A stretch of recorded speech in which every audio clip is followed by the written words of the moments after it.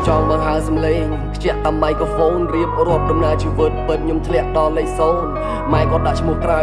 ហើយខ្ញុំថាលោកកូនគាត់ហៅខ្ញុំទាំងញញឹមប៉ុន្តែបេះដូងគាត់មានស្រាំខូនគ្រប់យ៉ាងគ្រប់ព្រោះតែកូនទ្រាំស៊ីអត់ស៊ីឃ្លានហាក្តៅកាត់ស្មៅគ្វីគោរកចំណូលលេខកូនទៅរៀនប៉ាតែបើទៅសាលាកំដើបលើវៀងខំរៀនខំរើចំណេះឲ្យកិច្ចឲ្យផុតពីភាពអត់ឃ្លានតែកូននេះវាមិនស្ដាប់ទៅសាលាអ៊ុតខ្សែកង្វាត់អ៊ុតរបស់តែសុំលុយម៉ែជាពិសេសមកទូរស័ព្ទប្រជុំជំនុំក្បាលគ្នាខ្ញុំធ្វើតែរឿងរ៉ាវដែលខុសច្បាប់អាណាកុំមើលមកខ្ញុំអត់បានខ្ញុំដកកំបិតគឺដឹងតែកោម៉ែហាមឪគាត់តែមិនស្ដាប់ពីគាត់ទេសុកចិត្តរឿងទៅតឹងអ្នកដតីគេដៀលជេ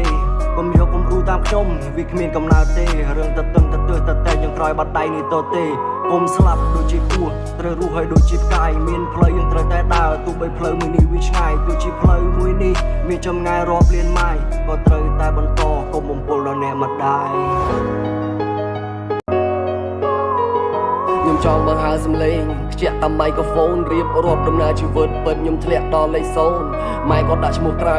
ហើយខ្ញុំថាលោកកូនគាត់ហៅខ្ញុំទាំងញញឹមប៉ុន្តែបេះដូងគាត់មានស្រាំខូនគ្រប់យ៉ាងគ្រប់ព្រោះតែកូនទ្រាំស៊ីអត់ស៊ីឃ្លានហាក្តៅកាត់ស្មៅគ្វីគោរកចំណូលលេខកូនទៅរៀនប៉ាតែបើទៅសាលាកំដើបលើវៀងខំរៀនខំរើចំណេះឲ្យកិច្ចឲ្យផុតពីភាពអត់ឃ្លានតែកូននេះវាមិនស្ដាប់ទៅសាលាអ៊ុតខ្សែកង្វាត់អ៊ុតរបស់តែសុំលុយម៉ែជាពិសេសមកទូរស័ព្ទប្រជុំជំនុំក្បាលគ្នាខ្ញុំធ្វើតែរឿងរ៉ាវដែលខុសច្បាប់អាណាកុំមើលមកខ្ញុំអត់បានខ្ញុំដកកំបិតគឺដឹងតែកោម៉ែហាមឪគាត់តែមិនស្ដាប់ពីគាត់ទេសុកចិត្តរឿងទៅតឹងអ្នកដតីគេដៀលជេ